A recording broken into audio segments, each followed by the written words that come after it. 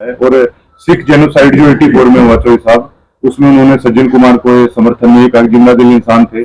सिख कह रहे हैं हमारी भावनाएं आहत हुई है, तो चौधरी अभय सिंह चौटाला का इस पर क्या स्टैंड है सज्जन कुमार वाले मामले? मॉडल रोल भी था उन्होंने, तो उसके बेटे ने कहा कि हमारा मॉडल रोल है।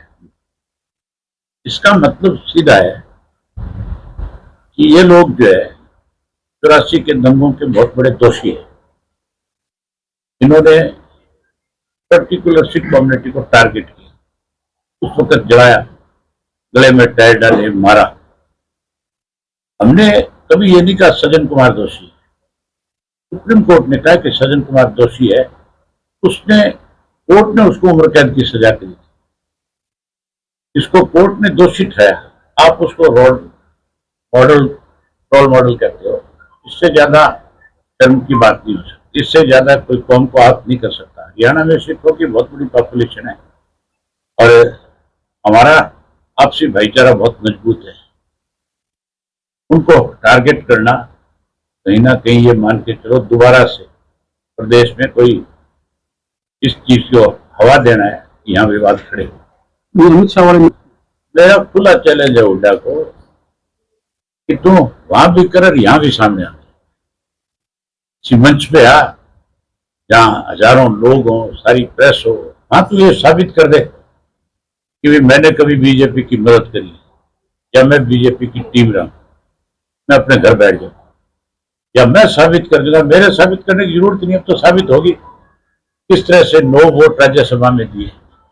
उससे पहले कई कांड हुआ था, उसमें इसने अपना वोट खाली छोड़ा, उसका वीडियो ऑडियो सब है। 13 लोगों के वोट कैंसिल कराए। किसने पेन की शाई बदली, किसने पेन उठाया, ये सारे सबूत है मेरे पास। किस तरह से इसने बीजेपी की मदद करी, किस तरह से इसको डंडा चढ़ा करके इसे टिकटें डिक्लेयर कराई गई, किस तरह से कटवाई गई, वो सारी बातें हैं मेरे पास। अभी आपकी सारी बातें हुड्डा साहब को एक काम करो यार, जब भी हुड्डा साहब थोड़ा सा अच्छे मूड में आपको दिखे, अगर उसका मूड खराब करना हो मेरा नाम लीजिए। अभय जी, आपकी सारी बातें तथ्यों पर आधारित रहती है, लेकिन चाहे दुष्यंत चौटाला का मामला हो, चाहे दीपेंद्र हुड्डा को, चाहे भूपेंद्र हुड्डा को, उनसे जब भी कोई आपके बारे में बात की जाती है तो एक ही बात कहते हैं कि वो नॉन सीरियस पॉलिटिशियन है। अब ये तो ये जनता तय करेगी मैं नॉन सीरियस हूँ, सीरियस पॉलिटिशियन, ये लोग तय करेंगे। और लोगों ने तकरीबन तय करना शुरू कर रखा है। इन लोगों ने मेरे खिलाफ बहुत झूठे प्रचार किए थे, ये तब भी मिले हुए थे सारे के सारे। ये सारे कंजर इकट्ठे थे जो मेरे सिंह के बारे में 2029 में इनकी प्रतिक्रिया करता हूँ। इनके बहुत बरोड़े उठते हैं, फिर ये खुद तो आते नहीं सामने, फिर किसी छुट भैया को उंगली लगाते हैं, तू बोल तू बोल तू बोल, उनको और टारगेट करवाते हैं। भाजपा का संगठन बना था, भाजपा का संगठन बना, भाजपा, कांग्रेस, बीजेपी, ये जेजेपी, ये सब एक थाली के चट्टे बैठे। उन्होंने मिलकर के इस प्रदेश को लूटा। यहाँ के लोगों को उजाड़ने में सबसे बड़ी भूमिका भूपेंद्र सिंह हुड्डा की। सारी जमीन 72,000 एकड़ यहाँ की लोगों की 20-22 लाख रुपए एकड़ के हिसाब से अंबानी को सौंप दी थी कि नहीं सौंप दी, जो आज 1 लाख रुपया गज के हिसाब से बिक रही है। कितना मतलब इन लोगों के साथ कितना बड़ा धोखा उसने किया। अगर बीजेपी की वजह हमारा राज उस वक्त बन जाता, सारी जमीनें वापस करवा देते। अब भी राज बनेगा तो कोई ना कोई रास्ता जरूर निकालना। ये नहीं है कि इन लोगों के साथ कोई नाइंसाफी रही, कोई ना कोई रास्ता निकालना। सुभाष बराला क्या देख पा रहे हैं सर? और 2029 में इन लोग मेरे बारे में पीछे जब यहाँ रोहतक में जब हमने जलसा किया था, तो आप जैसे कुछ साथियों ने भविष्यवाणी करी थी कि अभय सिंह किंग मेकर की भूमिका निभाएगा। जहां इंडियन नेशनल लोकदल पार्टी है, जिसको चाहेगी उसकी सरकार बन गई। मैंने उस वक्त भी आप लोगों से कहा था कि हम ऐसे हालात पैदा कर लेंगे कि हम अपने बलबूते पे अपनी सरकार बनाएंगे।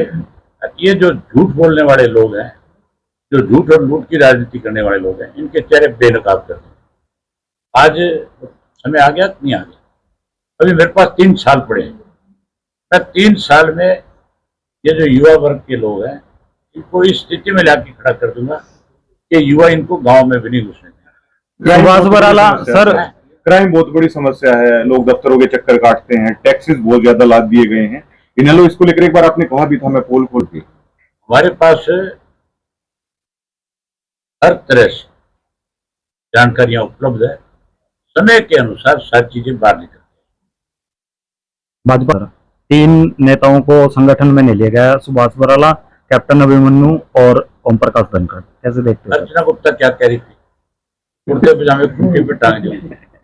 ये बीजेपी में जो जाट नेता थे खूंटी पे टंगे कि नहीं टंगे? हैं?